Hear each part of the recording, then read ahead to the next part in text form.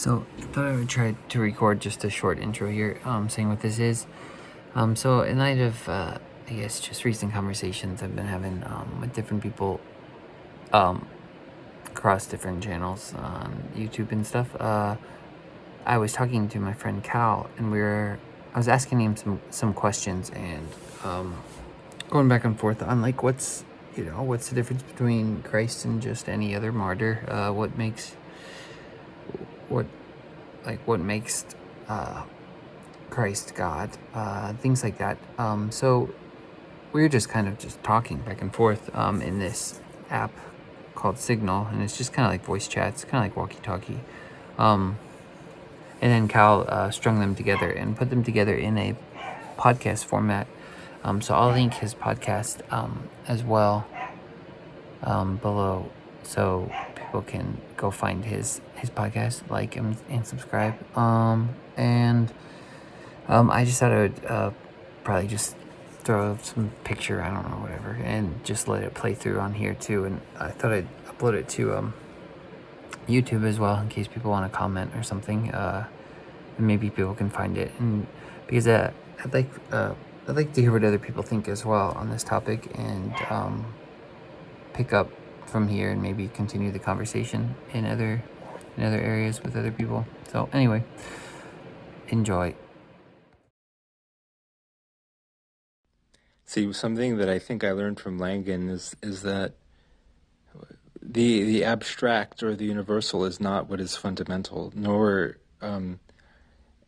is the particular or the concrete what is fundamental, but rather what mediates between them and what shifts perspective between them as analysis requires. That is fundamental.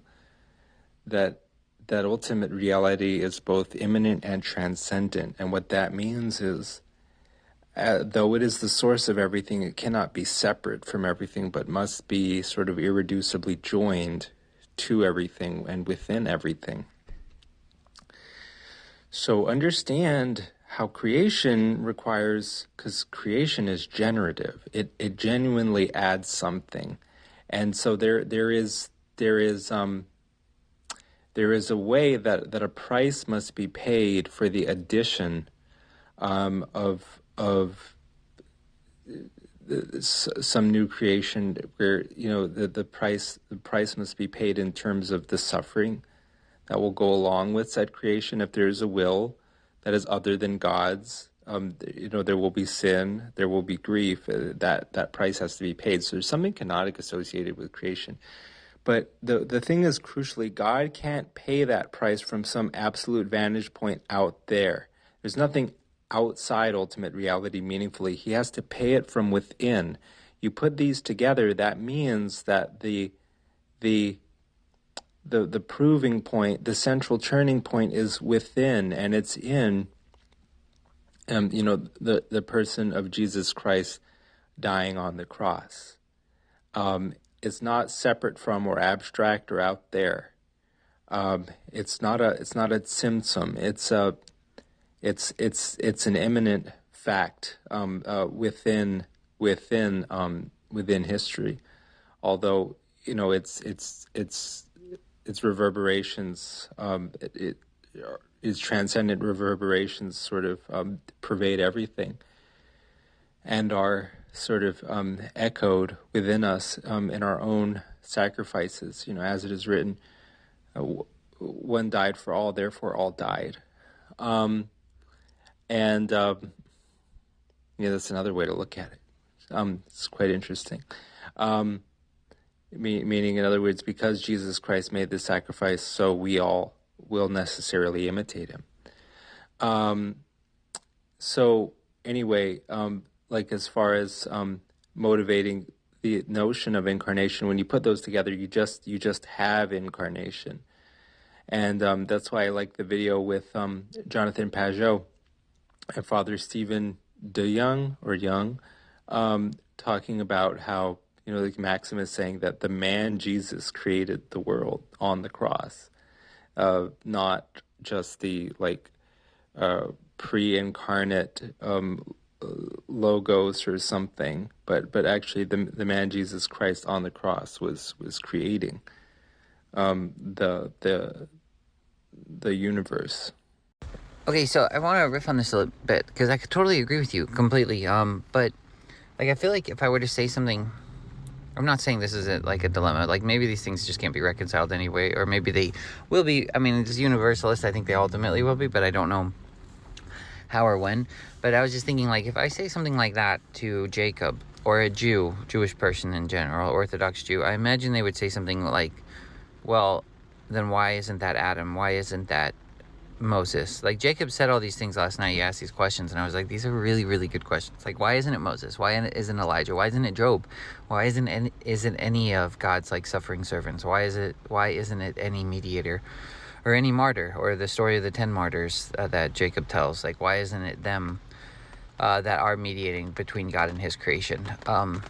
And I would say they are. Like, that's what it means to be a son of God in a way. But why is Jesus different? So, like, I'm thinking about that question, and I think I have, like, maybe some of my own ideas or maybe some of my own answers. I can think of, like, normal Christian answers, but then I even still have to be like, there's just so many things. It's like, well, because Jesus is God and they're not God in the flesh. And then I'm like, well, what does that even mean? And then, like, then you have to, that's what I mean. Like, all these things are coming into this one idea where I'm just like, anyways, what would you say to that question? Like, why not these other mediators? Why is Jesus over these other suffering servants that seem to almost do the same thing that Christ did?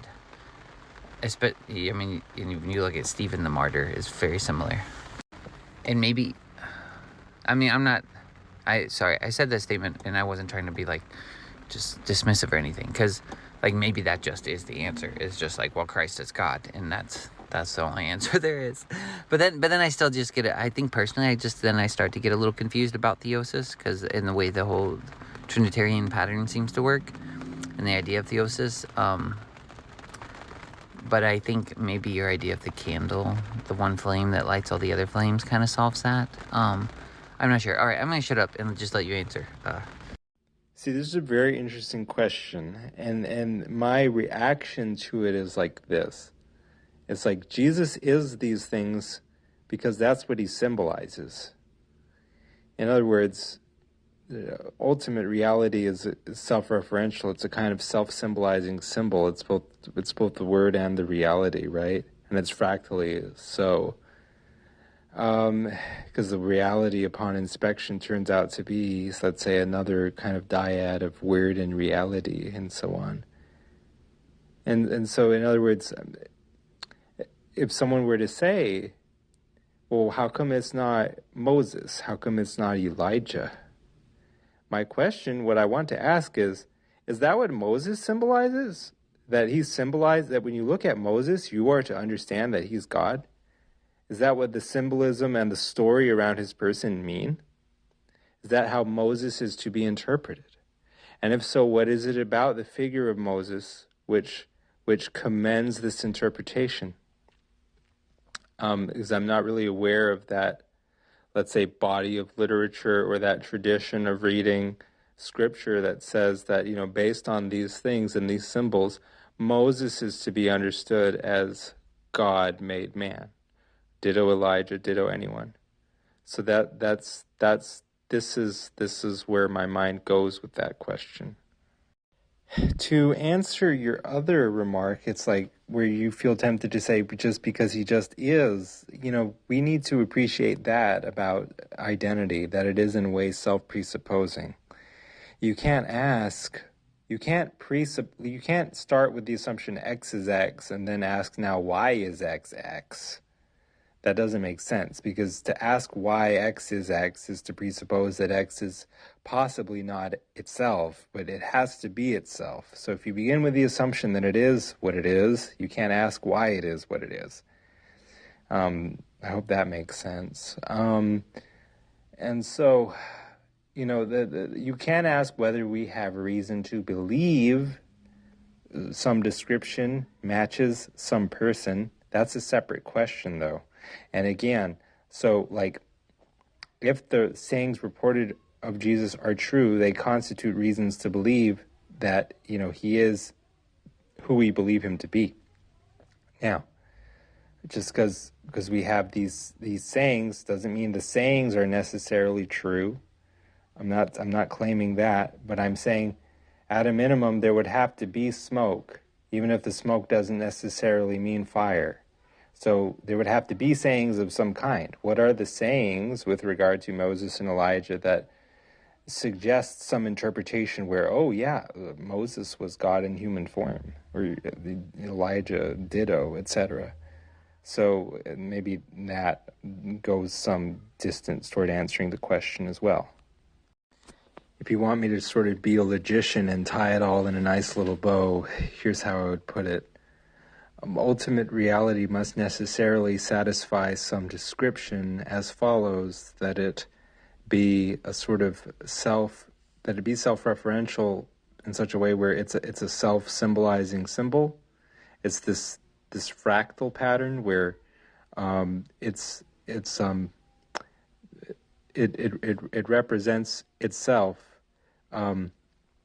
It's both symbol and reality, and when you delve into what the reality is, it turns out to be of the same nature. It's a symbol which stands forth from this mysterious further reality that has in turn to be delved into, etc. Okay, and then number two, it doesn't make any sense to ask why something is what it is. We can ask whether we have reason to believe some description matches it, or it, some description corresponds to it. This description of sort of the self-symbolizing, ultimate reality. But we can't really ask why it is what it is, if it is what it is. And so number three, the question then becomes whether any, say, candidates for this God-man ultimate reality, this sort of self-symbolizing symbol, whether there is reason to believe that they meet the description that I first sort of set out as a condition. And then we have to ask what it is about them that makes us say that, oh yeah, this one is both God and man. This one is both creator and creature. Is there something about some candidate where it leads us to this conclusion? And if so, what is it? Because that makes sense to ask whether they satisfy the description. It doesn't really make sense to ask whether, if they are that individual that satisfies that description, why they are the individual they are. That question does not make sense. It's like asking, why is Jason Jason? Well, if Jason could possibly not be Jason, how to put it? So if you're asking why Jason is Jason, you're presupposing possibly Jason is not Jason. But if Jason is Jason, then it's not the case that Jason is not Jason. So that's really just me restating the same things, but slightly more logically. So I haven't listened to the last one yet. But the one, so there is a saying, I think in Exodus, where it says Moses will be to the Israelites as God. Like Aaron will be like the prophet to Moses, and Moses will be like God. And I think he even says like you're going to be to Pharaoh like God as well. But I think in context, that's taken as like a mediating position. Yeah, I don't know. Well, I mean, I think you're right, that, there's, as far as I know, there's not any sort of like theological belief that Moses is God, or there's any claims like that. Some people maybe reverence him that far, I guess. But even still, like looking at the, my mind's kind of drawn here to, the God made man in his image. So like in that sense, you could almost say that, and that's what I mean, I think, with theosis as well, too. Like, you could from a Jewish standpoint, you could kind of say, well, they're all in one way God, one way or another God. I don't know. It's I'm really not like I agree with you. I'm not trying to like argue with you. I'm basically just trying to play devil's advocate, and because I know in trying these to figure out and explore these ideas, I'm always playing devil's advocate with myself. Not to try to anticipate arguments or debates, but to really try to, I guess, dig at what's truth, and if it is true, how to express it, I guess. Sorry, man, it was a work call. I don't know what I was saying. Oh, yeah, anyways, I think it was the resurrection or something. So, yeah, he comes back to life, and then he's appearing in different forms, it says in Mark, and then he's walking through walls and stuff, and it sounds like cool stuff, and I like it, and it does seem very incarnate, because he says, handle me, flesh and bone. Like, I've just never really known how to conceptualize this, other than to just take a leap of faith and believe it, and let it remain a mystery, which I'm okay with doing that. Well, I say I'm okay with doing that, but then I'm still asking these questions, so I don't really know. I mean, it doesn't bother me. It doesn't ruin my faith or anything. Like, I still believe in Christ wholeheartedly, but I just don't know how to answer these questions when they get posed to me, or even when I ask them myself, like, what is the resurrection? And then even the ascension, I'm like, what is the ascension? And then, as a kid, you just picture him kind of floating away, and then I'm like, if I'm being honest, that's how it has to be in my head, because I'm like, if he is in a bodily form, then what, did he just turn into dust and like float off, like just blow away? Like where did his body go? Like, I understand what it means to ascend, like mentally or spiritually and all that stuff, but I'm like, but he was in a body. And then, I asked Peugeot that question one time, and he just kind of laughed at it, and was like, what do you think that means? Like, and didn't answer the question, or didn't even attempt to answer it. And it was kind of this weird dismissal of it, where I'm like, it's a conundrum for me, man. I don't know. And then, like, the return, he says he will come in the same way you saw him go. He will come in that same way. He will return that same way. But then when I brought up to Jacob last night, there's this weird passage in John chapter 3 where he's talking to Nicodemus, and Christ says, no one has seen the Father except him who was in heaven. Or there's something, says something like, no one can ascend unless he first descends, the same as the Son of Man who is with the Father in heaven. Jesus makes this weird statement, man, where I'm like, wait, so he is basically saying to Nicodemus that he descended from heaven, yet he came through a woman. And I'm like, I just don't know, man. There's all this really strange, mysterious stuff that's going on, and I feel like somehow it's gonna snap together for me, but I feel like there's some sort of mental wall in my way. I really don't know what I'm doing here with this. Like, I don't know how. Like, I feel like it's all these things seem so mysterious, and then there's just going to be a time where it's just like, oh gosh, that's it, and it's going to be so simple, but it's just like this weird little block I have in my mind or something that I can't seem to get around, or I don't know.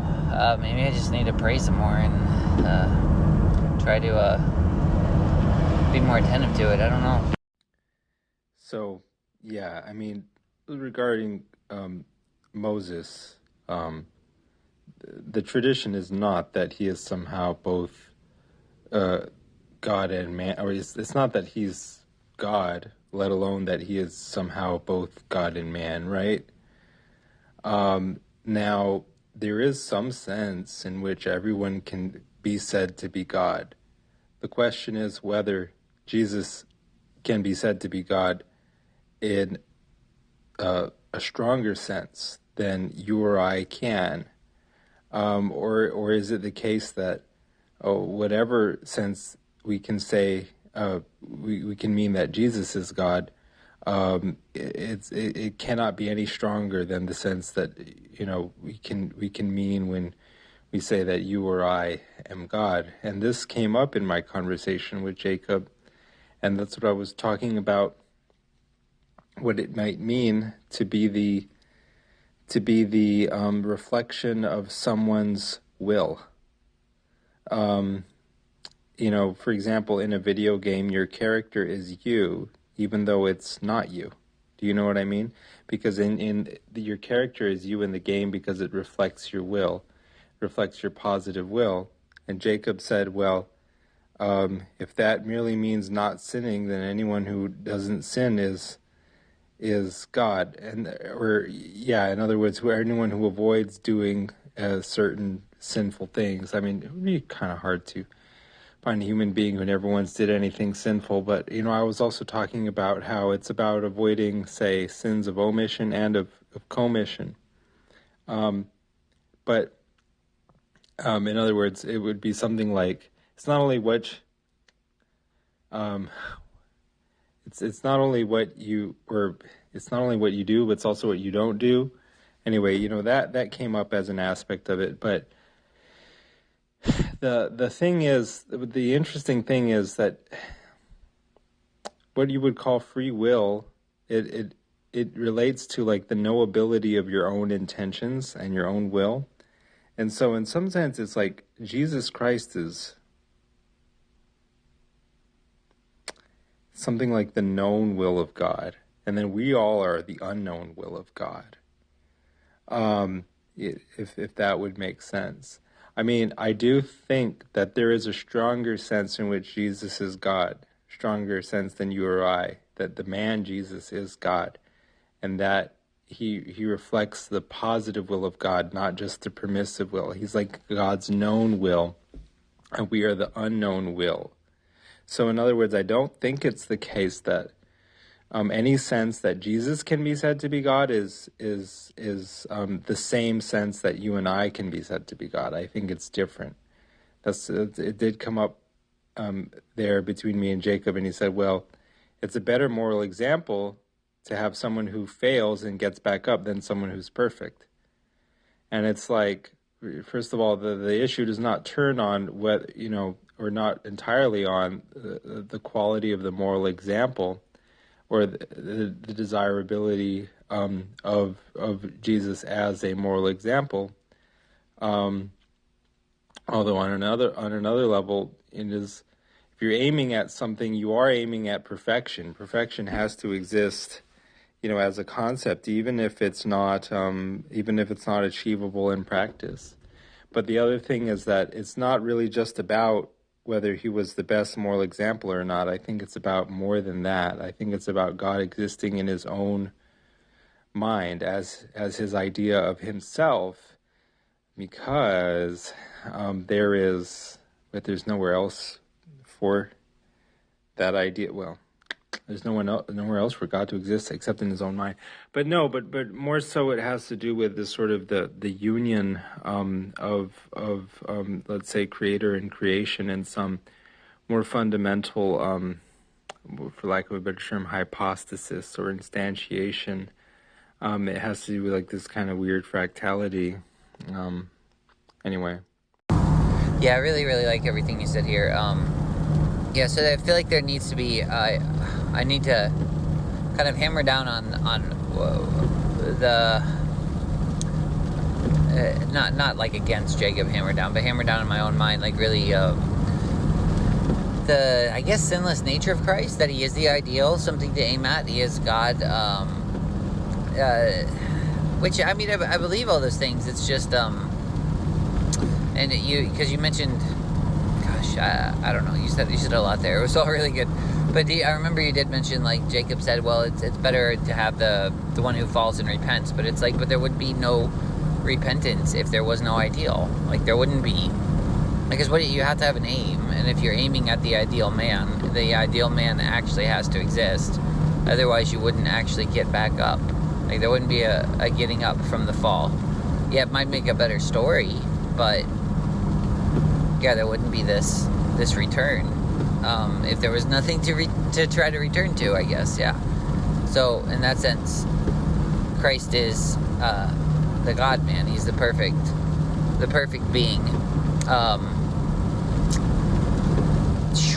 Yeah, and that it makes sense. Yeah.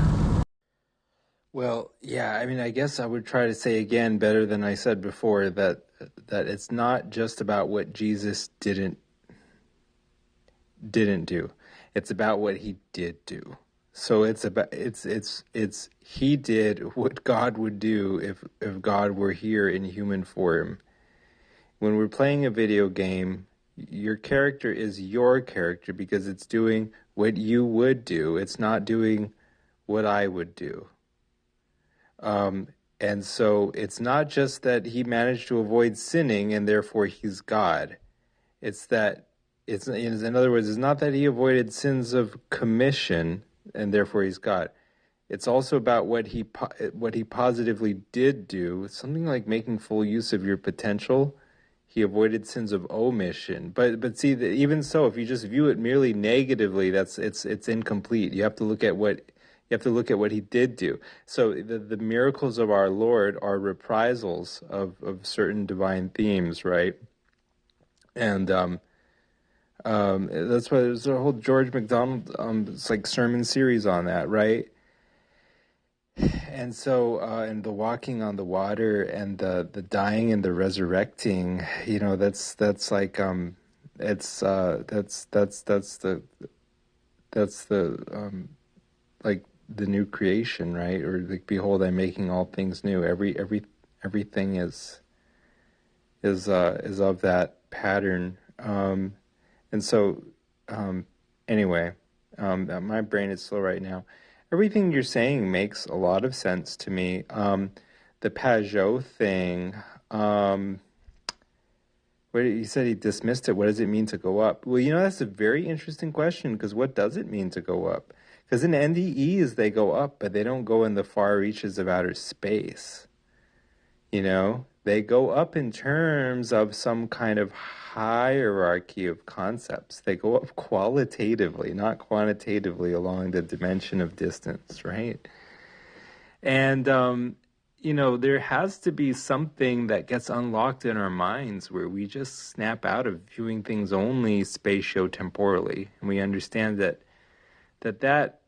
continuum is a reflection of some more fundamental continuum, which is a kind of qualitative hierarchy of concepts in some way. That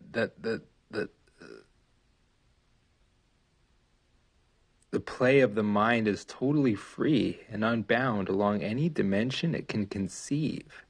I mean, anyway, what is it? I mean, I don't know. That's how I would try to answer the question. Because it's clearly not that he just went far out into outer space. He went up into heaven.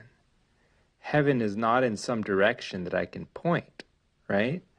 And same thing with like, hey, where's Jesus' body right now? The Pajot just said it's in God. Where God's just outside somewhere? It's like, the thing is, if there's creation over here and God over there, what's under both creation and God? It's God, right? So in other words, God is not wholly separable from his creation. And what is it? What does it mean? Where exactly does that place God's body in relation to his creation? The question doesn't go away. It's a mystery. That doesn't mean it's a bad question. Mystery doesn't mean it's a bad question. You know what I mean? So yeah, I think that was kind of maybe he was very polite about it. I don't know, but it sounded like he was dismissive about it, which is kind of. But hey, he's French Canadian. That's why. French Canadians are just like anyone with any amount of French Canadian blood is just like, as far as I'm concerned, it's like they're just insufferable, awful people. So okay, another recording on sort of the motivation for the incarnation, at least as far as, let's say, order of knowing rather than like order of being. In other words, providing the epistemic or philosophical motivation for it. So I talked about the need for creation to be joined to God if it is to have being at all. But it's like if it can be joined to God, it has to already eternally, like always have been joined to God. This recalls a quote from David Bentley Hart that if God could become man, that means God was, because God doesn't change, God was eternally always human on some level, and likewise, humanity is possessed of a certain original divinity for David Bentley Hart. Jordan Daniel Wood has a little bit of a different conception of things, and at least to a point, at least as far as I understand the debate, I think I side with Wood, and here's why I say that. There's a way that infinite reality takes the form of a dialectic. It's like thesis, antithesis, synthesis, which begets a new, which synthesis in turn functions as a new thesis, which begets its own antithesis, and it goes on ad infinitum. But there's a way that the direction of this dialectic is downward. Maybe I'll say a little bit more about it. So like there's like every time you have X and not X, there's something more fundamental than both, which is underneath both. And what that has to do is like if there's something, it gains its identity from what it isn't. So X gains its identity from what is not X, which means that there's this hypothetical union of X and not X, which functions as a kind of infinite because it's both and / neither nor. And it's like, I think it's what Langen calls a unisect. It's just like, it's like the whole thing. It's the predicate plus its complement equals like the whole shebang sort of, and it has an infinite and undefined sort of character. So you go down to it, it's more fundamental. So, every time you have like an identity, it has a complement, and then there's something underneath both of them, more fundamental than either. And so this dialectic, it has a downward direction, always toward what is more fundamental. But what is more fundamental turns out to be, Wood and Hart were debating over like whether it's nature or hypostasis. In a sense, they were debating over whether it's the universal or it's the particular, because the hypostasis is kind of like something concrete. It's almost like this particular union of opposites, or it's a standing forth. A hypostasis is it's a standing forth. Like the Trinity is three hypostases, one Godhead. So the hypostases, in a sense, I think, are more specific than the Godhead which they instantiate. So the point is, it's like whatever joins creation to God is God more fundamentally. It is the incarnation, which is particular, but it's also sort of revealed to be more fundamental. I'm not doing a very good job thus far of arranging my ideas in the right order, but there is a way that the direction of the dialectic is downward, and this has a way of favoring hypostasis over nature. And again, I'll say it's always going down to what is more fundamental. But what is more fundamental is always revealed to be something particular and realer and more fine grained. More possessed of reality. It's like more incarnate, for lack of a better term. This hypostasis, this hypostatic union of opposites, because everything on some levels is sort of union of opposites. The hypostasis or the incarnation that Christ is a union of opposites. Humanity, divinity, and that this hypostatic union of opposites is what's holding everything together. It's why we say Christ is in everything. It's holding everything together so that Christ is the is of identity. And now at this point, one is definitely tempted to ask, if this is just a general pattern, and it's so general that it applies to everything, so how does this really relate to the man Jesus Christ? Everything is a union of opposites, and if we want, we can play some word game where we just say, well, and that union of opposites is Jesus. But what does that really have to do with the person who died on the cross at Golgotha? And so this gets back to what I was saying about how we think that causation happens on the material plane and it functions in terms of efficient causes and mechanisms, and it's linear and it kind of unfolds in time. But real causation happens on a higher plane.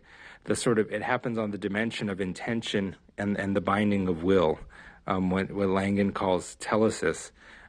There is something here in the nature of an original choice which allows creation to be. Let me read a paragraph from Christopher Langen.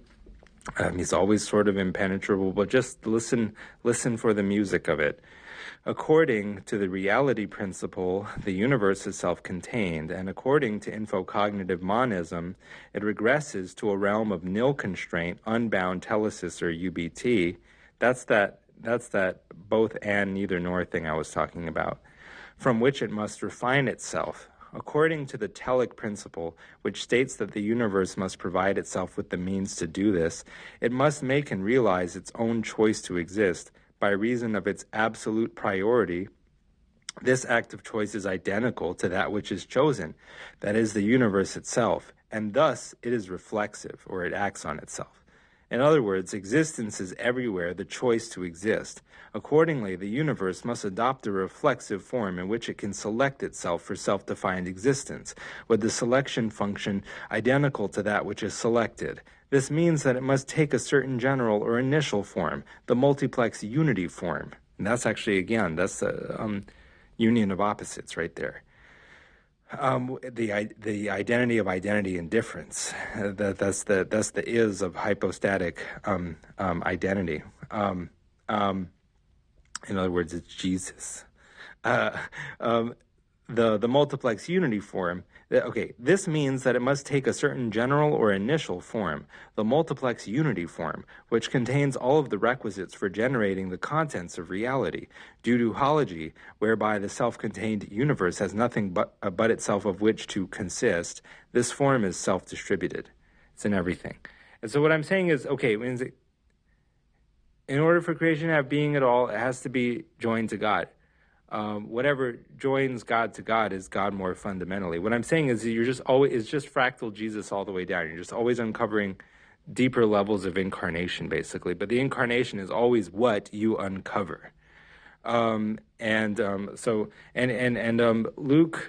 Luke talked about this too. Like he talked about if time can flow in both directions or be arbitrary in terms of the direction that it flows in.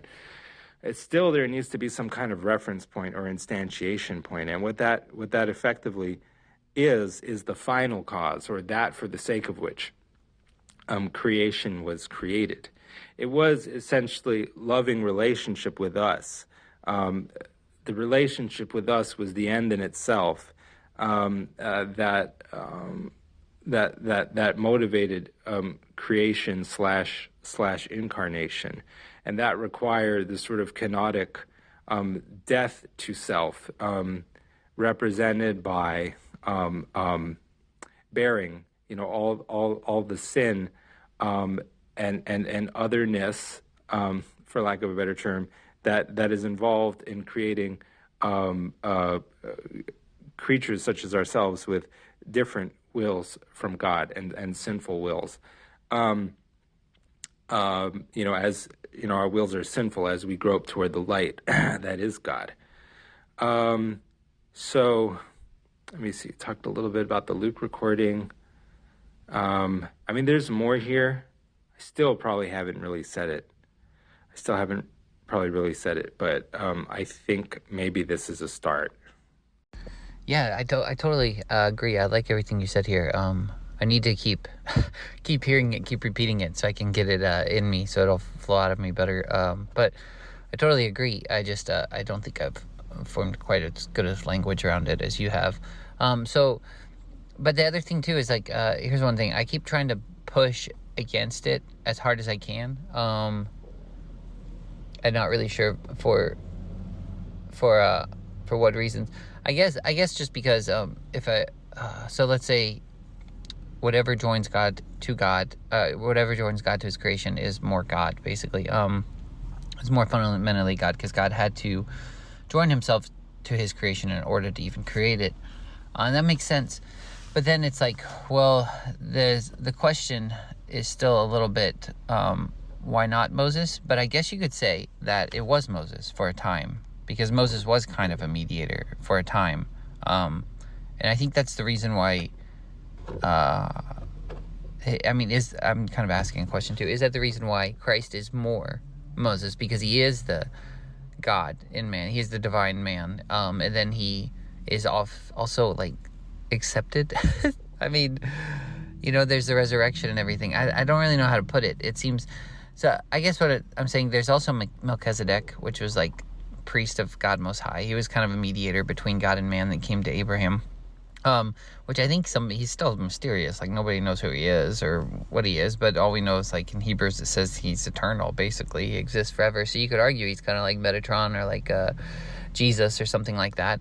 And I think Christ is the first, I guess Christ is the first man, God. Well, he's God, but he's also the first man to kind of inherit that, I guess what we would say, angelic form. Like, he kind of becomes Enochian Metatron or something. I don't really know. I'm probably not tracking with you, right, man? Because you were explaining everything so precisely and perfectly, and then I keep like falling into this weird loop. I think I'm like kind of almost purposely falling into it though, where I'm really trying to just wrestle out all the little knots and stuff here that I think you've already wrestled with, that I quite haven't yet, or haven't developed in my own language or anything. So yeah, sorry if this is frustrating you, and have patience with me, man. I'm just not quite there yet. But I mean, like, I totally agree with everything. I guess I also wonder too though, so here's another question I kind of want to add on to it, because even if you were to say, like, okay, Moses was a mediator back then, so in a way he was kind of, gosh, I don't think I'd say he's God though. I guess you would say he's God in the way that he brought the word of God to the people, so he is kind of carrying God's word. Or you could say maybe kind of, I guess that's maybe more like an angel or something. Anyways, but then there's more. So Christ is more. Christ is a lot more. So even in the process of time, there's a greater mediator. But it says that Christ is the only mediator between God and man. So, I mean, it makes, then I just wonder what theosis is, because theosis seems to be more, and I think God would want it that way, because God is more if he's all in all, and God is more with more mediating forces, and he can be more, because then he can keep creating through greater mediation, I guess, something like that. But there still seems to always be the one, like you mentioned, the one candle that lit all the other flames, the one that he's like the one mediator. Because I think the only way that we're mediators is because we're married to Christ. So he is the. I don't know, man. Sorry. I'm sure I just sound like a scattered mess. I'm literally just talking out loud and letting words fall out of my mouth like a moron. I mean, I shouldn't say moron. Like, maybe I don't sound like a moron, but sometimes I think it's a moronic thing to just open my mouth without necessarily thinking first. So that's what I mean when I say moron. I should probably think about my words a little bit more before I just say them and spew them out. I really don't want to sound like I have all the answers or like you have to agree with me.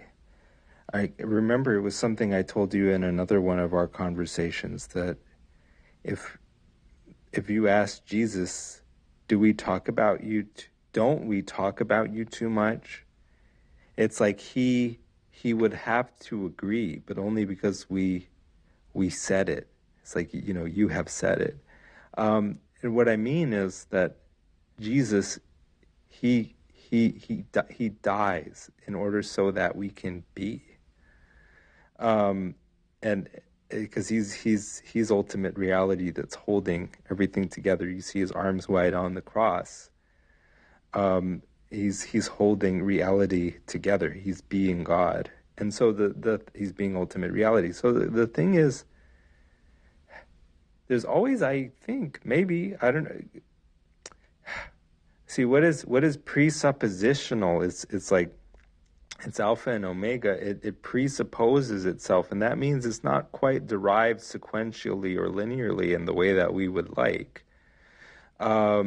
It's sort of baffling. Like the cross is folly to those who are perishing. But the Jews ask for a sign, Greeks seek wisdom, but we preach Christ crucified, and that's a stumbling block. And then, of course, if I say that, then people just jump on it and be like, "Well, you're admitting it's bankrupt, right?" And I mean, regarding, but of course, I'm not saying that either. I think it has to do with this strange looping dynamic that we got a glimpse of in the Christopher Langan quote, and which means it's not. Which means that Moses is comparable on one level, but on another level, he's truly not. I would say that Jesus is. Oh gosh, this is going to sound potentially terrible. Jesus is not more God than you or I. The difference is logical priority. Something like logical priority. The difference is not quantitative. He's not more God.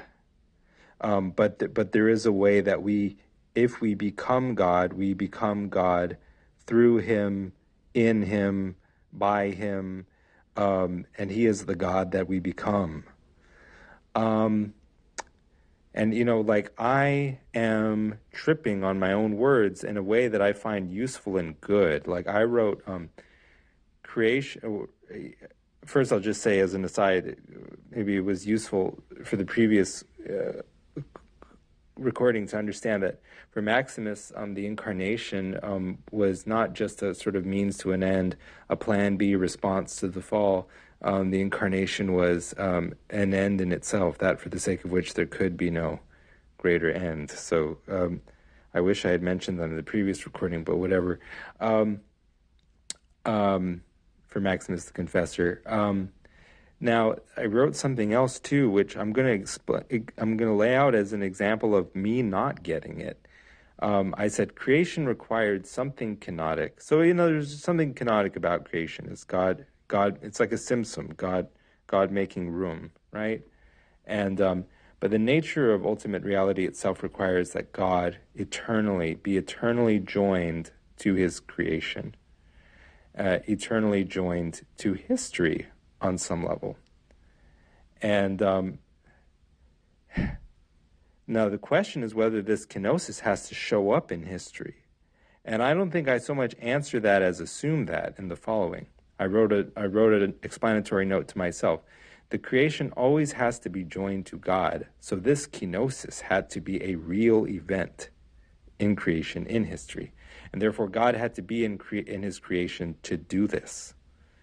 But I guess what I'm wondering is, why can't creation as a whole be regarded as the kenosis? Why does it have to show up in fractal, self-similar fashion within the very creation itself as its own discrete event? I have no argument for this beyond the intuition that ultimate reality is self-referential, fractal, self-similar, and that it does this in strange looping fashion, or so, which is to say, I don't have an argument for it, and I wouldn't want to compel or coerce belief in this, but I'm mystified by this. I think it's something which appears very stupid, like maybe Gentiles just groping and finally figuring out in something like the true principle of Simpson, or the wholly abstract kenosis. But because they're so limited in terms of their ability to think abstractly, they have to concretize it in the form of an event. But I think that's the whole flaw, is to lean way too much on transcendence, or to continually emphasize transcendence over immanence. I think that the true nature of ultimate reality, as I said before, is not such that the universal or the transcendent is primary, or even that I said it kind of favors the particular, and that's really because there is no universal without a particular. Particular is kind of almost the name we give to the irreducible union of the universal and the particular. Particular, in this sense, is all that we are and all that we know. It's all incarnation. But again, have I elucidated the mystery? No. Am I going to say that in principle it can't be elucidated? I'm not sure I can even say that. But I'm saying I'm right there with you in terms of not getting it, and I don't want to be sounding like I'm an expert or someone who's got it all figured out and someone who's requiring that everyone conform to him. That is not Christ. That is the opposite of Christ. Dude, this one is really, really, really good. I want to save it. I tried to save it to my phone, but for some reason, whenever I try to save your messages, I go back to play them and they're blank. I don't know why it does that. And I don't like it because you said that you don't want to sound like you know everything. That's not the reason. I thought you were hitting on some really, really good ideas, and it just I don't know if it's just the way you said it in that one too, like was making even more sense to me. I mean, the other ones made sense, but I think that one just like you said it at a different angle or something where I think it was clicking more. Yeah, and I think I totally agree, and I think it's it is where like. I mean, like I've said before, like Christ isn't everything. Like everything is Christ, or it ceases to exist. That's just the way it is. Like that's the way. I mean, I don't even necessarily think that's the way I see it. Like I literally think that's the way it is. And like when you're talking about kenosis, it's like that's. Yeah. Is there? I mean, I totally agree. I think that's God reaching to the furthest. Because that's what Christ does, is he reaches to the furthest too, and it's God reaching to the furthest of his creations, eternally reaching. That way he can keep creating more and more, and however far it is from the light, he'll pull it back to himself. If that even makes sense of what I said that. I guess I'm wondering too, is there a greater... see, that's the thing though, Christ does it in such an ultimate way, where like when I'm... That one statement, forgive them, Lord, they know not what they do, is just kind of like the eternal reaching statement. The acknowledgement of God being all-knowing and forgiveness being all-reaching or something like that. And so it's this, I don't know that there can be a greater kenosis than that. Because that, I guess I could ask that question, like, is there a greater manifestation of something like Christ? And I guess you could say it's theosis. It's when all creation is fully embodying what Christ embodied, but it's still, he's the firstborn. So yeah, I don't know, it's all these things, gosh, they're so refreshing to say and so nice to just like think on. But I guess it's just the reason I think I keep hammering at it is because I'm wondering, like, you know, these are things I agree with, and these are things that make sense to me, and these are things that I think are right.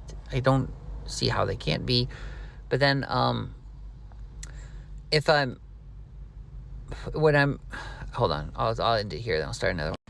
So when I'm in like conversation with Jacob though, it's like I feel like I could feel myself saying all these things, and I know there's a wall there, and I think some of his objections, there's a lot of validity to him, because I think he's been in so many discussions, so many debates with, and watched so many maybe like weird evangelical things, like people have sent him this or that, to where like I've heard him say multiple times now, like he's almost kind of surprised a lot by Christianity, because he's like, you know, 20 years ago, like it was not like this, and he's like, and from what I thought Christianity was, most Christians didn't think this way.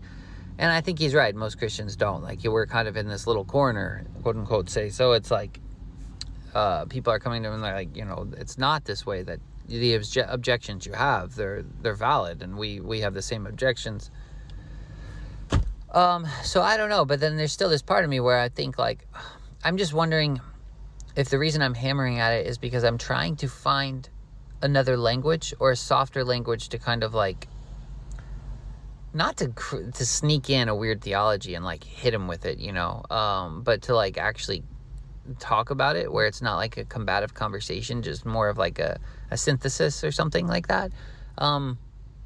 But then part of me wonders, is this all just futile? Like, because the thing with Christ is, it's like, and Jacob says this about Christians too. He's like, they're just like, it's almost like they're too humble. It's like but that's the idea of it. It's like, there's this something about Christ where it's just extremely, eternally humbling. And it's like, it almost takes that to have that, what I would say, the lifting of the veil, where Jacob, I think, has a problem with that too. He's like, Moses didn't have a veil over his face, and all this stuff. And I think he's right to some degree, because I think sometimes we push these things too far into a ditch or whatever, and we make it sound like Moses was totally blind, and he obviously wasn't, because he was seeing patterns in heaven, and he wrote this freaking amazing scripture. I mean, it's phenomenal. So, it's like he's wrong, but he's right at the same time. When I'm talking to Jacob, a lot of times, that's how I feel, at least, and I feel like I'm the same way. I'm wrong, but I'm right most of the time. I think that's maybe why I keep just kind of going in circles, hammering at this same thing that I already know to be true. Like, it's like I already, like, Christ before me, Christ behind me, Christ is everywhere. And it's just so peaceful to know that, to see that, to believe that. But it's still like I feel like I'm just walking around it, just hammering at it, and I almost with less and less fear, because I know it's not going anywhere. Like, if Christ is in everything, then he's going to be in everything. But I'm like, I don't know why. Maybe it's to try to find a certain language for it, or a better way to communicate it, or because even with Moses mediating, like, what I would say is that's Christ and Moses. Like, that's the spirit of that Christ emanates, the Spirit of God in Christ, is what is the mediating force through Moses. Like, it was eternal. Yeah, like you're saying. I don't know. I'm just repeating you. Sorry. See, on some level, what this whole subject is circling around is whether the death and the resurrection of Jesus Christ is a literal event in whom God is embodied, or if this is just a symbolic description of the way that reality works. And I think that what's interesting to me about the figure of the cross is that it is a symbol, but on some level what it symbolizes is literality, is concrete particularity, actuality, embodiedness, and there's almost a sort of ontological argument where it's like the event than which none more embodied or particular or concrete or real or incarnate can be conceived. And in order for the symbol to mean what it means, it has also to be realized, and it has to be in reality. And also that this kenosis, to be real, it has to be particularized, dare we say, because it can't remain totally abstract. Otherwise, it's still in the realm of unrealized potential. To be real, it has to be sort of particular, because particular is just the name that we give to that sort of actually irreducible union of the universal and the particular. Why? Because this is ultimate reality that uses a word to define a word. Like the infinite, the infinite can only be defined as the interplay between the finite and the infinite. In other words, the definition is self-referential. It does not reduce to something more fundamental than itself, else it would not be ultimate reality. So for that reason, I'm still inclined to suspect that, like the kenosis, it had to be a real event in the sense of having a particular occurrence, and God had to be in his creation in order to enact that kenosis. Yeah, I think you're totally right, and I think that's why it does have to be very, very particular, and I think that's why the reason for kenosis, but also in the resurrection and in the ascension, and that's why I think even with those things, like I was saying, it gets a bit confusing for me because I'm like, it can't just be some weird symbolic thing. Like it can't just be some like they're hack. Like I guess I know that heaven's out there and you can't point to it, but I'm like, but then at the same time we do point to it. We always point up. It's like, so there is this, like that's also going on. But then, like I just think that we lose. Gosh, we lose so much hope, I think, if we let go of the particular. And I think that's why I think even with the like you're talking about the resurrection and the ascension and like, did it actually happen? I'm like, yeah, it had to have happened. But then I think the one thing where like I still get a little, I don't get confused, I guess. I just, what causes me to wonder is the Stephen the martyr. And other martyrs, I guess, but Stephen specifically because we get his words. So like we have other martyrs. I think there were martyrs in the Old Testament too, where they would they would say stuff like, "Lord God, charge them with this evil that they're doing." Like it's like almost the opposite of what Christ does. Like they're getting martyred for speaking the truth, but it's still kind of like don't forget me, Lord, and don't forget what these people are doing to me. Like bring justice. But Jesus and Stephen are both like the same in that. They say, "Forgive them, Lord, they don't know what they do." So they, in that way too, they engage in kenosis because they're going to like the depths of hell in that, to sit shiva with like the very people that are killing them. It's they're loving their enemies beyond measure. And in that act, Christ gets resurrected and ascends to heaven. Does Stephen? At least we don't have an account for it. So that's why I'm like, that's just what causes me to wonder. Because you could actually say, well, yeah, maybe he did get resurrected, and maybe he is in an angelic form and able to come and go as he pleases, like Christ, and take on different forms and different bodies and go through walls and appear in visions and dreams and not just in a weird mystical sense, but like an actual sense. I don't know, but that's also interesting too because Christ ascends into heaven, and then you don't really have many accounts after that of a physical. I mean, as far as I know, I don't think anybody's. Well, I feel like, gosh, I feel like I shouldn't say that. I feel like they see Christ in visions and things like that, but where we do see him is almost in something like our neighbor or our brother. But that feels a little bit redundant to me at this point. I don't know. I'm just, like I said, once again, I'm just spouting off random thoughts and everything. So I know they're not necessarily all cohesive to the main topic. Well, I mean, I think they're kind of dancing around it, but not all very well organized. Yeah. Yeah, so Stephen is exhibiting the fractality, right? And you see that fractality in a number of places. You see it in Revelation. To the one who conquers, I will give the right to sit at my right hand. You also see it, I would say, in the verse where he says, if I be lifted up, I will draw all men to myself. It's as if, on a certain level, he's saying, if I, the visible Yahweh, be lifted up, become the invisible Yahweh, then, in other words, it's almost like he's becoming the Father. Just like in Revelation, Christ is sitting on the throne and becoming the Father, in a sense, sitting on the great white throne. And you're sitting at his right hand like Christ does. He said, if I be lifted up, I will draw all men to myself. So I draw all men to myself. It's like almost make them Christ's. And is there another verse about this in which I see this? I'm sure there is. I'm not recalling it. So now the question is, as far as still like there's the theosis aspect, yeah, and certainly the other verse is if he called them gods to whom the word of God came, why do you say that I blaspheme when I say that I am the Son of God?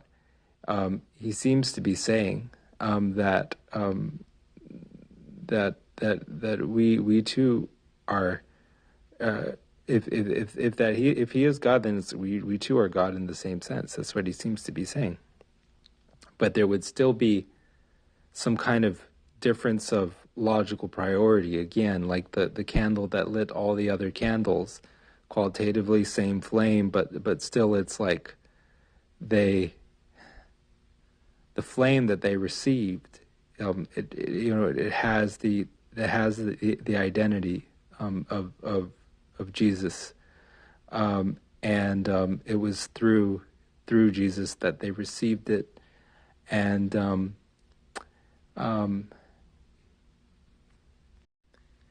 it was like I said, in terms of like truth is personal. It's mediated by persons, but it's like it's mediated by persons through a person almost. It's like you become God through and in God. And I would say, yeah, but ultimately the way it's going, it's so Christocentric. It's like you become Jesus Christ. Like Maximus said, like if it were possible, you become the Lord himself, but only in and through Jesus Christ. In other words, becoming God isn't just being identified with God's simpliciter. It's a oneness. Any unity is a unity of distinct items. So it's like, you can be one with God in God. Achieve union with God. Again, something like hypostatic union. Here would maybe be a good time to introduce more qualifications in terms of what I mean by being God, because I didn't do that too well in the other episode, Jesus is going to save you. But before I do that, I'll just say, Stephen, again, we know that Stephen doesn't have this primacy, this logical priority, the way that Jesus has, because the meaning of his personhood is not that he's both God and man. He's sort of after the Christ event, and that he's exhibiting that fractality that I talked about with those other three verses. Now let me just talk about what it means to be God, and what it means for the divine identity to be a shared identity. Jesus shows the meaning of being God. Rather than seeing equality with the Father as something to be grasped, he lays his divinity down, and finally even his own mortal life. So in other words, he doesn't being God doesn't mean like, yep, that's it, everyone worships me now, because the Son of Man came not to be served but to serve. So rather than lord it over his disciples, he washes their feet. And weirdly also, you notice that when Jesus is God, he's praying to God. So this is, and this is certainly, the oneness Pentecostal theologians always speak about this as the human nature praying to the divine nature, rather than, let's say, one person of the Trinity praying to another person of the Trinity. In a way, this makes sense because, and when I say oneness Pentecostal theologians, I'm actually only specifically thinking of David K. Bernard. He's the only one with whom I'm really familiar. But he said, look, all the persons of the Trinity have the same will. So the only difference in will can exist between, say, the human nature of Jesus Christ and the will of any person of the Trinity, because all the persons of the Trinity have the same will. So you might as well, if it's a difference of will between the human nature of Jesus Christ and the Father, you might as well also say it's a difference of will between the human nature of Jesus Christ and the divine nature of Jesus Christ, or the divine nature of the Son. So I mean, there's some kind of merit to that. But I am not even sure that is quite what is meant when Jesus prays to God. I mean, because I'm not sure. I mean, because what I seem to know is that even God has an otherness within himself. I seem to know, I'm crazy. But I mean, even God has a sort of transcendent otherness within himself, which in a way is us and his own creation. and so in other words, are we? So now am I saying the creation is God to God? Well, I'm not even sure that I'm not sure that's right, or that's quite what I meant. But I'm also not sure it's entirely wrong. Yeah, now I'm the one who's sort of uh, getting ahead of my head here. To quote Luke a little bit. But I say, yeah, rather than acknowledge only himself, Jesus prays to God. God submits to God. When you put on Christ, you will surely acknowledge a still higher and more transcendent God. So again, when I say being God, I don't mean it's like that's it. I'm the one that everyone worships now, because that's the opposite of true divinity. That's what Jesus Christ showed us. But yeah, the theosis that you keep going back to, you are right to emphasize. I think I think that is the meaning of Jesus Christ, and I think that's what it means to say that the universe is ultimately Jesus Christ. I think the universe that is Jesus Christ, the way you tell it from other universes, is that the universe that is Jesus Christ is the one in which every human being achieves union with God, achieves theosis, achieves divinity, becomes one with God and God, or even just becomes the Lord himself, as Maximus said, and without quite being one of the so-called isochristoi, like we're all Jesus. Simply speaking, we're all Jesus without qualification, because it's not like that. That's the thing that has to be appreciated. It's there's a yes and a no. There's a one and there's a oneness and a manyness aspect to this. And ultimately it defies description, at least by the likes of me. But that is what I have to say about that. Wait, actually, I need to make another recording regarding the business of God submitting to God, because I think that this is something that I actually used to explain better with my older sort of understanding of the Trinity that did have the kind of logos, the sarkos, the pre-incarnate or disincarnate word, which Luke rightly criticizes as like just not a thing. It's like an oxymoron. But here's the way that it would be useful. It's like where God, so where God is the real universe, that is something like a self-including set of all sets. God is everything real, including himself or the universe itself. It's like even the set is a member of that set. He yet has this kind of there is like more of his own, let's say, untapped energy into which he can expand, sort of thing. The God, this is very difficult to talk about.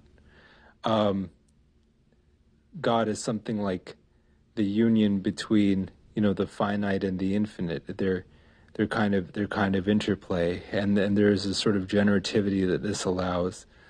If God is everything real, everything real can still change and grow. Like Tyler was talking about, there's something that is perfect, but not changelessly so. It's perfect and also capable of becoming more perfect. Boy, I really didn't do a good job of talking about that. So it's like the again, it's a kind of interplay between, let's say, the finite aspect, if only because it's self-defined, not externally defined, of God, and then the undefined aspect. And so that's why it's like Trinity is useful. Every identity, in a way, it is a Trinity, because every identity sort of decomposes internally into like a relationship. Like there's everything has the form of multiplex unity. So it's like there's one thing and there's something else, and then there's implicitly there's a kind of relationship between them, because there's X, there's not X, and there's what's underneath both X and not X. And then when we have in mind the contrast between the that specific stratum, X and not X, and then the underlying one, both X and not X, that in turn, it's like, you rotate the diagram, and then it's like you can imagine what's beneath, what's held in common between both specificity and genericity as such, something like that. So every relationship it involves a triad, but the thing, so that's why God is triune, but then he's also simple, he's also one. And the unity of God, it's something tricky and impossible to pin down. Almost, it's dialectical, it's an alternation, but I think it's God knowing us, knowing God, knowing us, knowing God, knowing us, which is Jesus. So Jesus is the unity of God. Jesus is an instantiation of the Godhead, but he's also the Godhead. So it's like fractal Jesus all the way down. And that interestingly helps to interpret John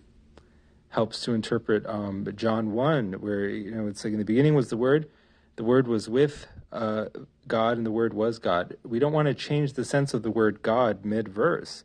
In the beginning was the Word, and the Word was with God the Son, or the Father, and the Word was God the Son. It's not quite clean interpretation. It's weirdly cleaner to say that in the beginning the Word was with the Trinity or the Godhead, and the Word was the Trinity or was the Godhead, was the unity within it. So anyway, that is in terms of God submitting to God, then the otherness within God's self. It's like where God is identified as the creation, there's still something greater than what is created, potentially greater, and then sort of in the next moment, whatever is greater, it comes into being, and then on and on. It's you never arrive at it at perfection, but somehow he perfection is already achieved at the same time. So that's what I'm not talking about very well, but I would like to add that. Dude, so I loved both of those last ones. I think there was one before it too that I really enjoyed. I should have responded to them one at a time, because now I'm like, oh man, that was a lot. Put a lot in there and condensed it. It was really good though. No, but I think there was one part where you said you didn't do a very good job describing it, and you said, because it was right after you come off of saying something like, he's perfect, but he becomes more perfect, or something like that. But I don't think that's wrong. I think it's right. I think a lot of times is our maybe how we perceive the word perfect. Because you could see, I don't think there's anything wrong, I guess, in how we see the word perfect. It's just like there's for some reason, I think in my head I normally think of like a stasis, because I think of a completion, which that's actually what it means as well. But it's but when we think of something incomplete, it's like Tyler said, we think of it lacking change, or lacking the ability to change, which would mean it would lack the ability to grow. But I think something can be complete and it can still grow, because it works fractally. But it's like that never it never severs the unity.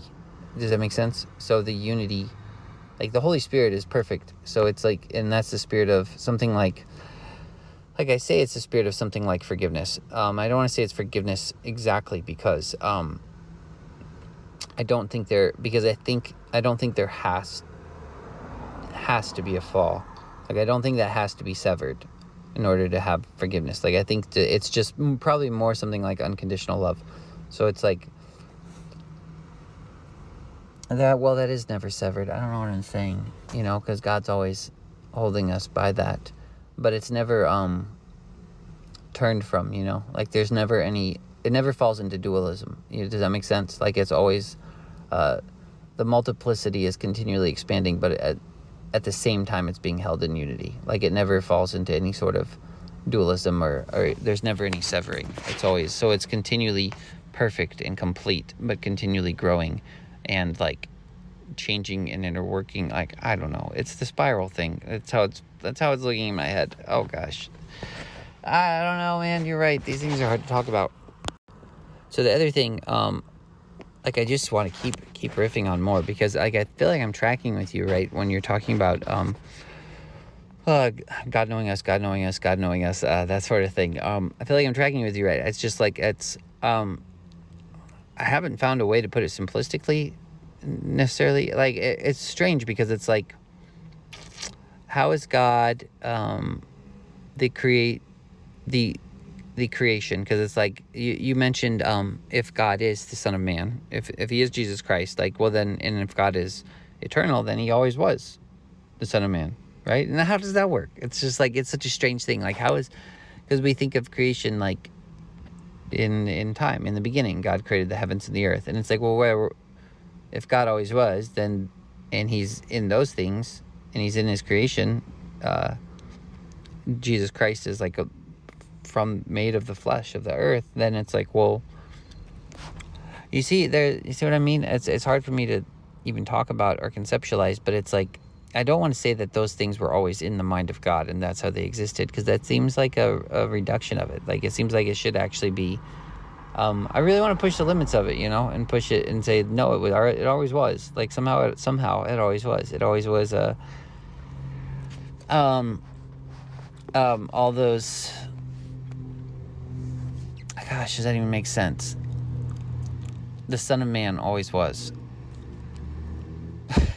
This is a strange statement. Son of Man, without father, without mother. So how is he the Son of Man if doesn't have a father? I don't know.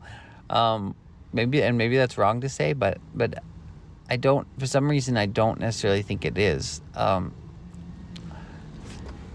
And I think it's because of that perfection or that completion somehow. The way I'm seeing it is like this.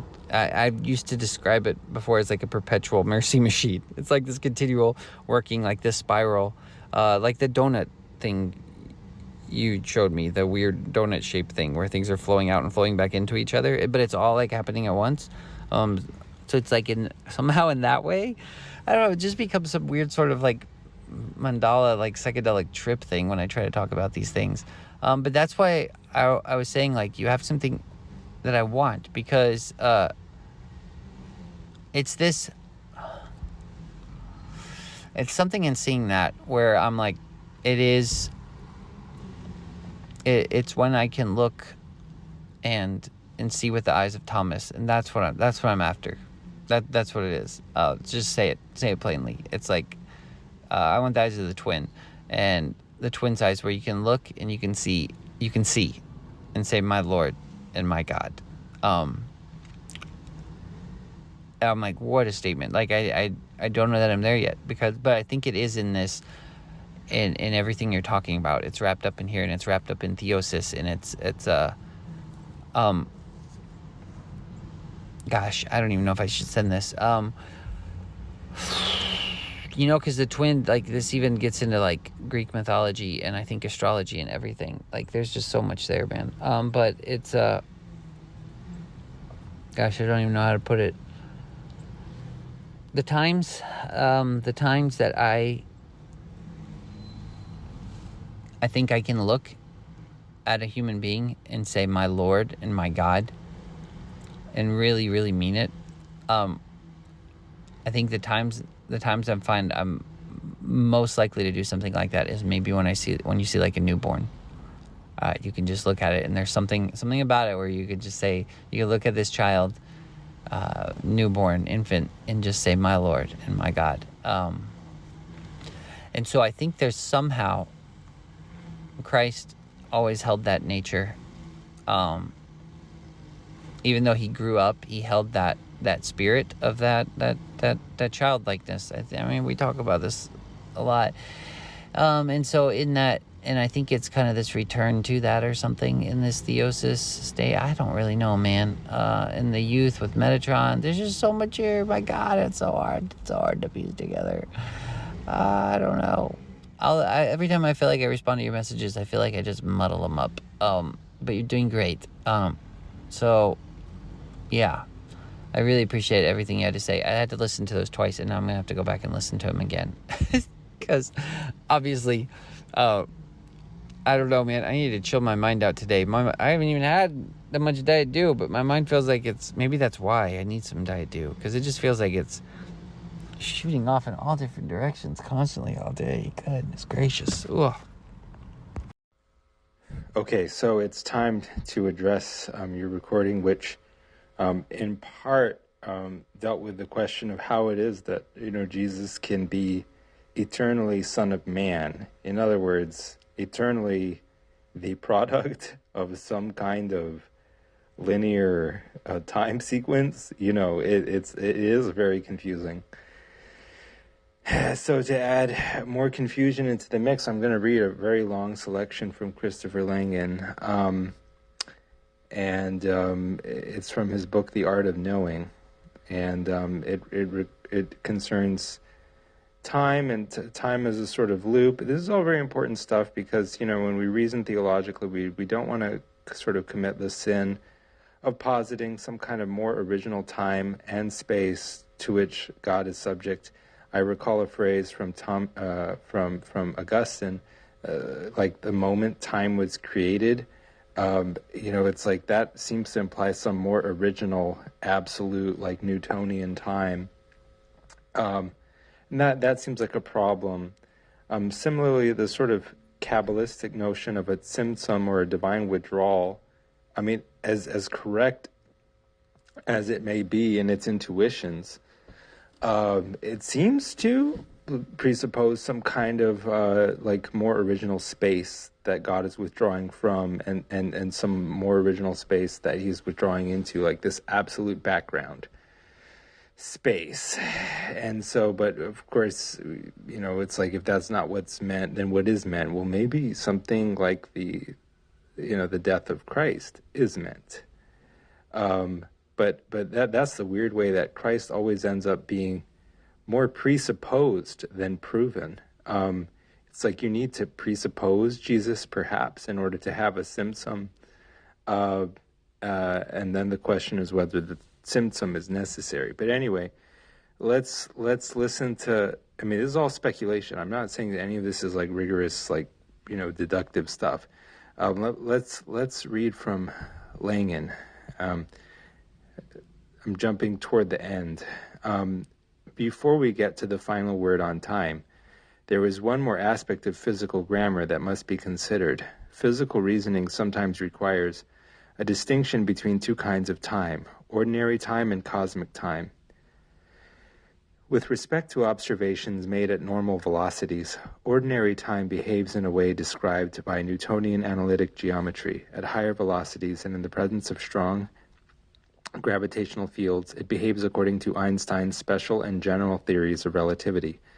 But not long after Einstein formulated his general theory, it was discovered that the universe, that is space-time, was expanding. Because cosmic expansion seems to imply that the universe began as a dimensionless point, the universe must have been created, and the creation event must have occurred on a higher level of time, cosmic time. Whereas ordinary time accommodates changes occurring within the space-time manifold, this is obviously not so for the kind of time in which the manifold itself changes. So notice it's almost this requirement that because the thing is, ultimate reality, from some absolute external vantage point, it would be uncreated. We wouldn't speak of its creation. However, it's also not legitimate to speak of an absolute external vantage point from ultimate reality. You think you can think of it, but that's kind of like thinking you can think of getting a result from the division of a circle's circumference by its diameter, of some series of digits other than pi. You think you can get it, but you can't. And so anyway, it's like within the point here is like within ultimate reality, the universe is self-created because everything has a reason, everything has a cause. It's like the principle of sufficient reason. So it's not uncreated, but self-created. So within this kind of language of self-creation, there has to be a 0 point or Big Bang or Tzimtzum or something.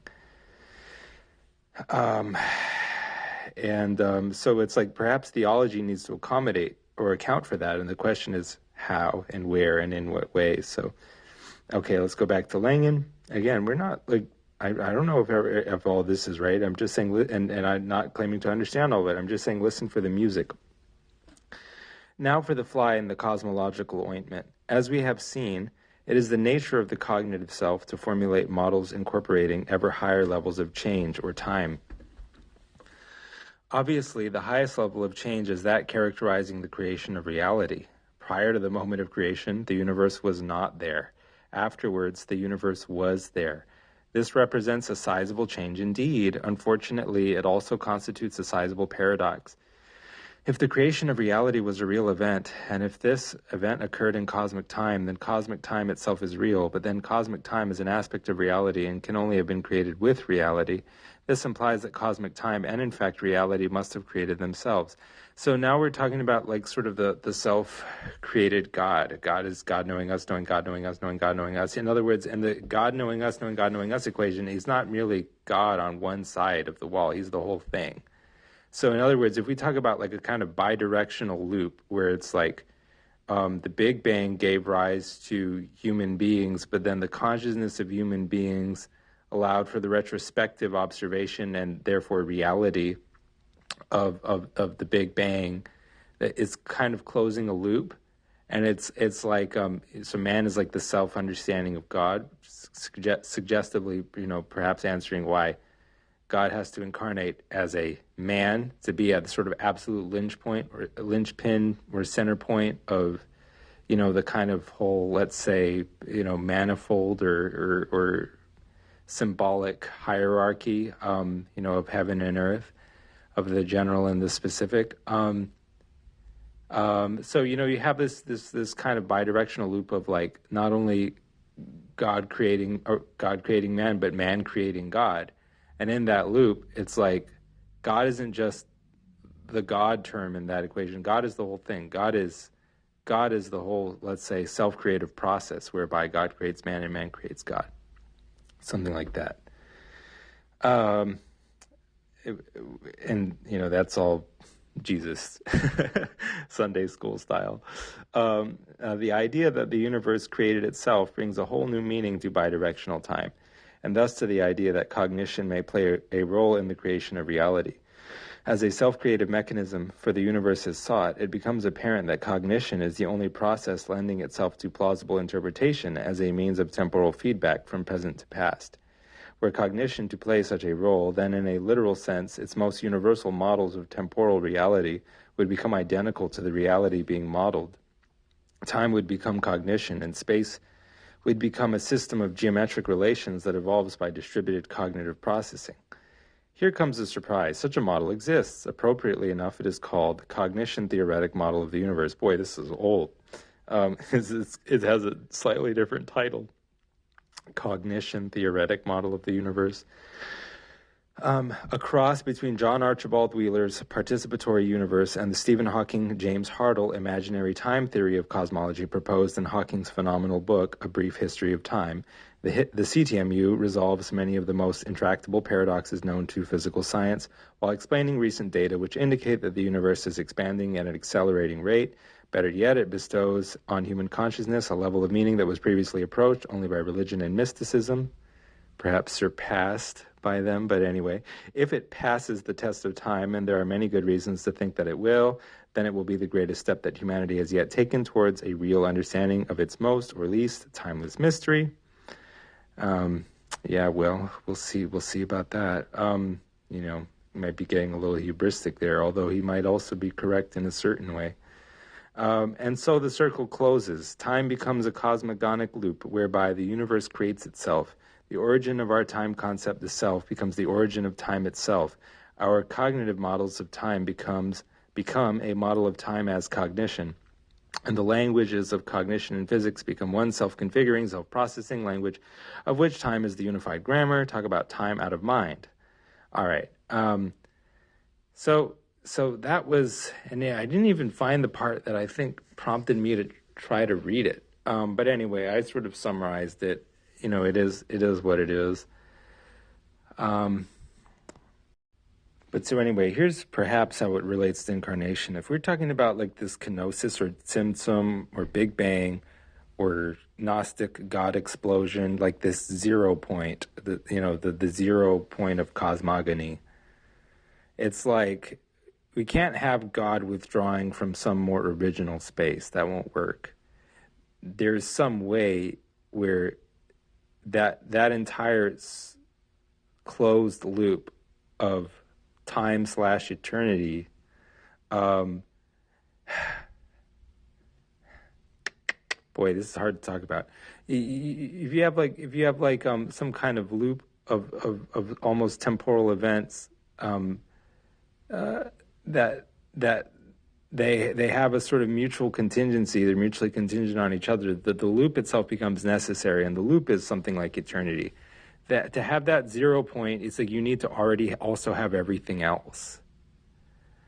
Uh, you need to have, like, to have that alpha. You need also simultaneously to have the omega. It's not going to be derived in some linear or deductive or sequential fashion.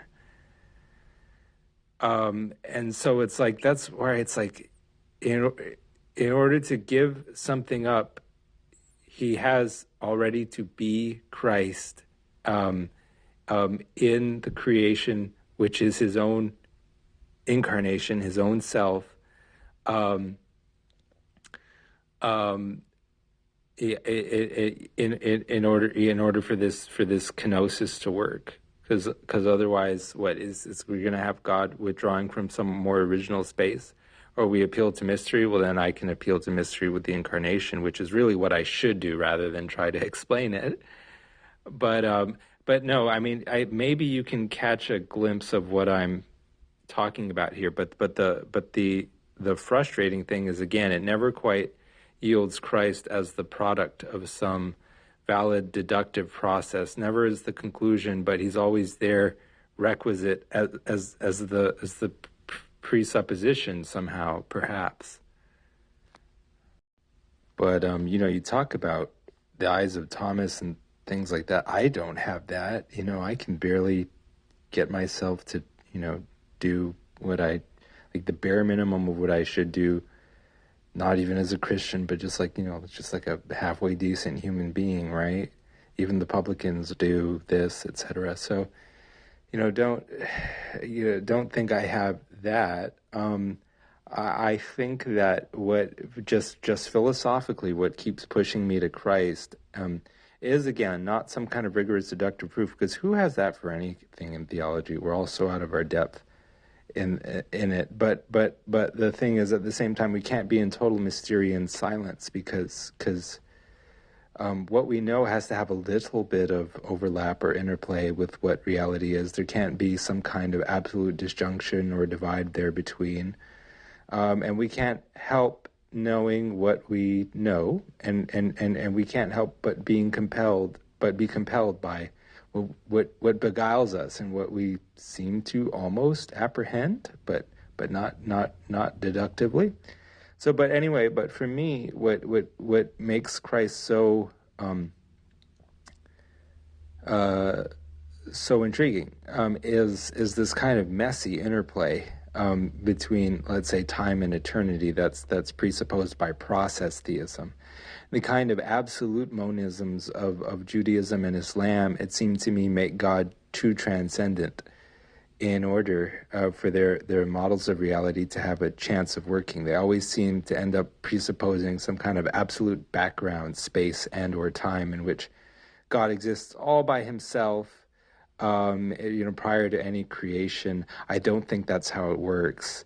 And if sort of creator and creation are necessarily intertwined, how deep and how fractal, is this intertwinement, and what does it ultimately look like?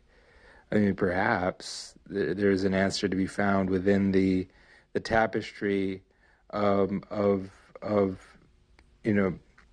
history itself, and in other words, perhaps God, rather than remain some kind of timelessly aloof and distant, deistic type God, perhaps he has condescended to show himself to us in a way where he's truly in everything. Once we see the pattern, of the event which is central to history, sort of like on the road to Emmaus. The scriptures speak of me in everything, in every way, and then so does the world, which is the Word. When you have the eyes to see it, but again, that's not like some kind of just deductive proof that would, be susceptible to something like Gödel style incompleteness. It's the opposite of that. It's the very reflexivity and self-referentiality that is pointed at, required by Gödel's incompleteness. And Langen has some beautiful writing on that, which I really like, which I may share sometime. But it's difficult to understand, as all his writing is. And anyway, so yeah. I haven't listened to the last one yet, but man, this is, extremely interesting stuff. Extremely high level. It's really hard for me to follow. I probably need to go back and listen again. I already listened to the first one twice, but especially when you're reading, it's just, I think maybe because I'm not super familiar with his writing style either, that it's hard for me to track what he's saying or piece it together. But it's really interesting, and I think it's just causing me to realize exactly how little I've thought about it and how much more I need to think about it. Because even the idea of time related to relativity is, he was talking about, that's almost like a different level of time. I often forget about that one. But yeah, I don't know, it's really interesting. It's hard for me to conceptualize. Like, my mind keeps wanting to try to find like an image or something to put it in. And I kind of keep thinking of that weird donut loop thing you mentioned. Or like a weird spiral where it's kind of like the relativity of time has something to do with attention, or like a loving gaze, maybe, like Luke Thompson talks about. And so it's like, it's this weird spiral that's almost spiraling down and getting more and more precise and smaller, and then it hits at the pinpoint, and then it like starts to spiral back out or something. But I don't know, man. I'm trying to track in my head, but you're right, this is complicated stuff. I don't know, extremely interesting though. Did that last one, I really liked your last message. Yeah, the way you describe it, and how particular God is through Christ, how relational he is and everything. It's really, really found in Christianity, where he reaches to I would say the depths of his creation, the uttermost parts, especially through Christianity. It's incredibly beautiful. And as for the eyes of Thomas, though, I don't know that you necessarily have them either, but I think, you're close, or at least like it's like the tips of the fingers or something like that, and it's one of those things like, I may never get that. The eyes of the twin. It's just interesting. Like, they always call him Thomas the twin. And I'm like, what? It's very interesting. But it just, the thought of how glorious that would be to see with those eyes, to see something like that. Where not only you could look at Christ and say, my Lord and my God, but you could also look at creation and theosis and all those things and say, my Lord and my God. And in a way you can, but there's just a way, for some reason I'm thinking there's just a way where it hits Thomas on this other level, where it's just, there's a way where it hits, I think, so perfectly that there isn't, where you talk about the weird sort of duality but things aren't really dual, where you're able to hold the particular and the universal, like both with one eye. Like, you have one eye looking at the particular and the other one at the universal, and they blend so perfectly that it's so glorious and so unmistakable.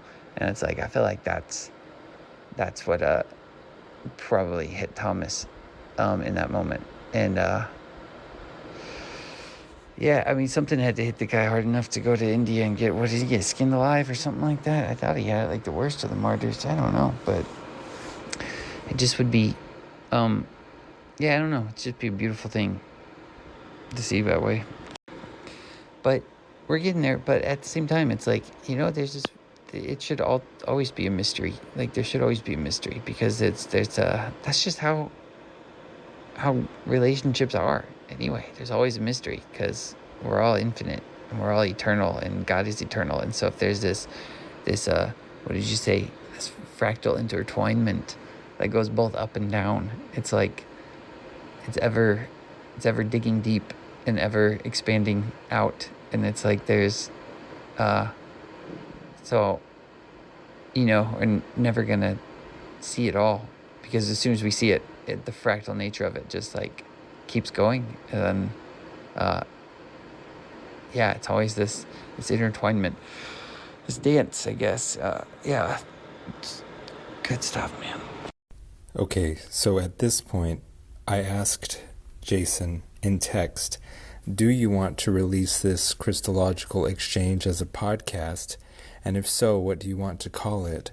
For some reason, the phrase, my Lord and my God, is sticking in my mind. I think it is because, because it is this totalizing thing, making Jesus both Lord and God, Adonai Yahweh. Paul says there is one Lord Jesus Christ and one God the Father, but I suspect the ultimate meaning is that Jesus is both, sort of like in being lion and lamb, or being the union of opposites, or the reconciliation of opposites. He's beyond that binary of the visible Yahweh and the invisible Yahweh. He's sort of the Yahweh beneath that binary, and that would seem also to make him beyond the binary of, say, Ancient of Days and Son of Man, or more fundamental than it, that which underlies it. And same with the Son and the Father. So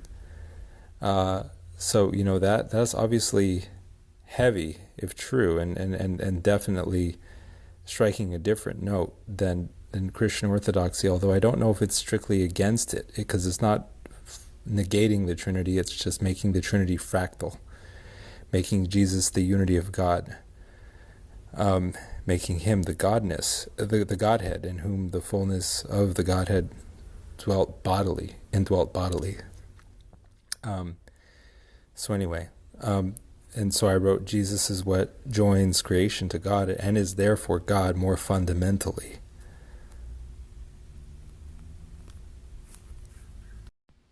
And in response to that line, which I initially mistyped as Jesus is what joins God to God, rather than Jesus is what joins creation to God, explaining Jason's own misquotation of it, Jason responded as follows. Yeah, it's this exact thing. Like, I love how you say this. This is one for the books as well.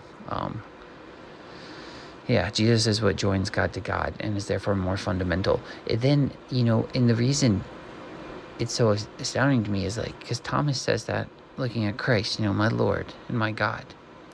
And it's like seeing Christ seated on the throne of the Father and seeing God in Christ. But then there's this way, just I don't know, what hits me is like, when I think about that in regards to theosis, I'm like, how beautiful it would be to have that encounter, that interaction with Thomas and Christ, to have it happen fractally with all creation. It's like all creation is groaning for that, and that man, they're waiting for the sons of God, like they're waiting for all humanity to be what joins God to God, what joins the creature to the creator to the creature. And like it's like every creation is crying out for a mediator back to its creator, and it's like it's always there, but it's like we're in this state of like where I don't know where I'm not quite sure what I'm getting at, but it seems like the Thomas thing is like, it's always called Thomas the Twin. It's like, so there's always these two. It's like the right hand, left hand, right eye, left eye. And it's like he's able to see with both. And he's able to just, there's something about that, man. And so the twin, in the twins in astrology is Gemini, right? And if you look up the Greek story about that, it's basically about a son of man and a son of God. It's these two brothers. One of them's the son of God and one of them's the son of man, and they're so joined together and inseparable. It's it's crazy how this stuff works together, man. But there's so much there. It's something Castor, and I can't remember this brother's name. I need to listen to it again. I've only heard it like once or twice, but. So I think Jason is here referencing the mythological figures of Castor and Pollux, about whom I read on Wikipedia. That there's a lot of different information on their parentage, but one consistent point is that if one of them is immortal, it's only one of them. Here I'm quoting the Wikipedia page on Castor and Pollux. In Latin, the twins are also known as the Gemini or Castores, as well as the Tyndaridae or Tyndarids. Pollux asked Zeus to let him share his own immortality with his twin to keep them together, and they were transformed into the constellation Gemini. And they're regarded as patrons of sailors, to whom they appear as St. Elmo's fire. Very interesting.